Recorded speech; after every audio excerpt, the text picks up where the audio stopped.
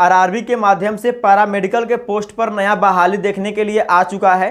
तो हम लोग जानेंगे इस वीडियो में कि वो कितना पोस्ट पर बहाली आई हुई है, इसे कौन लोग इसके फॉर्म को अप्लाई कर सकते हैं, कौन लोग फिलअप कर सकते हैं, इसमें कितना पैसा लगने वाला है, कब से डेट स्टार्ट होने वाला है, सब जानकारी आपको इस वीडियो में हम प्रोवाइड करवाने वाले हैं। वीडियो को स्टार्ट करते हैं और आपको सब कुछ बताते हैं।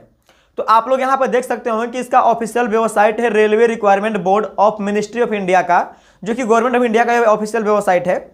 तो इसका जो नोटिफिकेशन आया हुआ है वाला आप यहाँ पे देख सकते होंगे कि यहाँ पे लिखा गया है कि रेलवे रिक्वायरमेंट बोर्ड यहाँ पे लिखा गया है और यहाँ पे बोला गया है कि requirement of various post of paramedical categories, यह पैरामेडिकल के पोस्ट पर बहाली आया हुआ है, जिसमें बताया जा रहा है कि application are invited from the eligible candidate for the post of paramedical categories given the table below, मतलब कि जो नीचे यहाँ पे टेबल बिलो में सब दिया गया बताते हैं।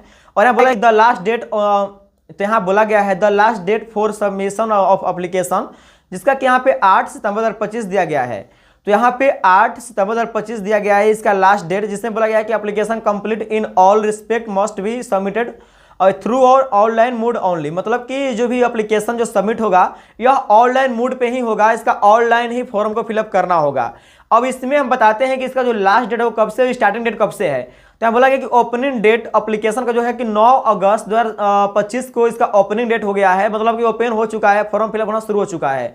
इसमें बताया जा रहा है कि इसका जो लास्ट डेट है वह आपका 8 सितंबर 2025 दिया गया है, मतलब आपका 8 सितंबर 2025 को इसका लास्ट डेट हो जाएगा, जो कि 11:59 मतलब कि 12 बजे रात तक इसको फॉर्म का फिलअप आप लोगों को कर लेना होगा। अब यहाँ पे लिखा गया है कि नेम ऑफ पोस्ट, जो कि पोस्ट कौन कौन सा दिया गया है, तो बता रहा है कि नर्सिंग सुपरिटेंडेंट का है, जिसमें कि आपका जो नर्सिंग सुपरिटेंडेंट का जो काम होता है वो अलग अलग होता है। तो इसमें बताया जा रहा है कि इसका जो पे लेवल है, जो कि पैसा कितना मिलेगा, तो यहाँ पे आपका 44,900 रुपया, जो कि नर्सिंग सुपरिटेंडेंट के पद पर बहाली होगा, उनका 44,900 रुपया उनको पेमेंट गवर्नमेंट करने वाली है। जो कि मेडिकल का जो स्टैंडर्ड होगा वो आपका C1 होगा, जिसमें एज बताया जा रहा है कि 1 जनवरी 2026 को उनका 20 से 40 वर्ष के बीच में उनका एज क्राइटेरिया होनी चाहिए। इसका जो एज है आपका 20 वर्ष लेकर के 40 वर्ष होने वाला है। इसमें जो आपका पोस्ट दिया गया है वो रेस पोस्ट, तो यहाँ पे आपका 272 पोस्ट जो कि नर्सिंग सुपरिटेंडेंट का ओनली फॉर दिया गया है। तो जो लोग भी इस पोस्ट पे एप्लीकेशन आवेदन करना चाहते हैं उनका जो पोस्ट होगा 272 पोस्ट होने वाला है। इसके बाद जो यहाँ पे डायलिसिस टेक्नीशियन का है, तो इसमें आपका 6 लेवल पे है, जिसका कि पोस्टिंग का जो पेमेंट मिलेगा वह आपका 35,400 रुपया इसका पेमेंट आपको गवर्नमेंट देगी, जो कि इसका एज जो दिया गया है आपका 20 वर्ष से लेकर के 33 वर्ष तक होना चाहिए।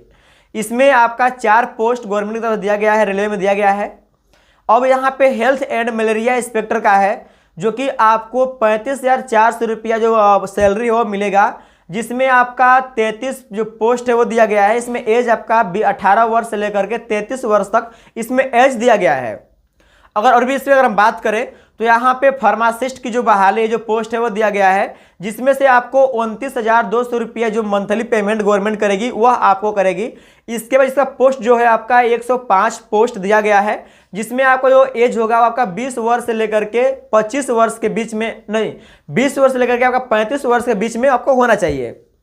इसके बाद आपका जो अगला जो है आपका रेडियोग्राफर एंड एक्सरे टेक्नीशियन का दिया गया है, जिनमें कि आपका जो सैलरी होगा आपका 29,200 रुपया होने वाला है, और इसका जो एज होगा आपका 19 वर्ष से लेकर के 33 वर्ष के बीच में आपका होना चाहिए।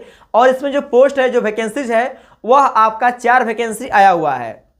इसके बाद जो आपका ईसीजी जो टेक्नीशियन होते हैं उनका जो पोस्ट है, उनका जो सैलरी मिलेगा उनका 25,500 रुपया पर मंथ मिलेगा। इसका जो पोस्ट है आपका 4 वैकेंसीज दिया गया है, 4 वैकेंसी इसमें खाली किया गया है। और जो इसमें आपका लैब असिस्टेंस का जो बहाली है, इसमें आपका जो सैलरी आपका 21,700 रुपया मिलेगा, जिसमें से आपकी जो एज होगी आपका 18 वर्ष से लेकर के 35 वर्ष के बीच में आपका होना चाहिए। और आपका जो इसमें वैकेंसी आपका 12 वैकेंसीज दिया गया है, 12 सीट खाली किया गया है इसमें। अब यहाँ पे दोस्तों सब कुछ बताया जा रहा है कि किस जोन में कितना कौन जोन यहाँ पे मिलेगा। देखिए आपका सब जोन मिलेगा यहाँ पे, यहाँ बोला कि वेबसाइट ऑफ, तो यहाँ पे अहमदाबाद है, अजमेर है, हर एक जगह दिया गया है। तो आप लोग इसकी ऑफिशियल वेबसाइट से ही जा करके इसका जो एप्लीकेशन हो वह भर सकते हैं, फिलअप कर सकते हैं। अब अगर इसे हम पेमेंट की बात कर लें कि इसका जो एप्लीकेशन की जो फी है वह क्या होने वाली है, तो एप्लीकेशन का जो फी है, अगर वो लोग EWS जनरल और OBC से बिलोंग करते होंगे तो उनका जो पेमेंट है आपका 500 रुपया लगने वाला है। इसके बाद जो लोग कि EBC SC और ST से बिलोंग करते होंगे उनका दोस्तों 50 रुपया जो इसका फी है वो लगने वाला है। इसके बाद दोस्तों अगर जो लोग फीमेल होंगी ऑल कैटेगरी की, तो उनका दोस्तों 50 रुपया ऑल कैटेगरी का लगने वाला है। अब इसमें एक बात बताया जा रहा है आप लोगों को, जैसे ही अपना फर्स्ट स्टेज का जब एग्जाम आप लोग दे लीजिएगा, तो जिनका कि EWS और OBC और जनरल हैं, उनका 400 रुपया रेलवे के द्वारा रिफंड हर एक बार किया जाता है। और इस बार भी इसका भी जो 500 रुपया लग रहा है, इसमें से 400 रुपया उनका रिफंड हो जाएगा।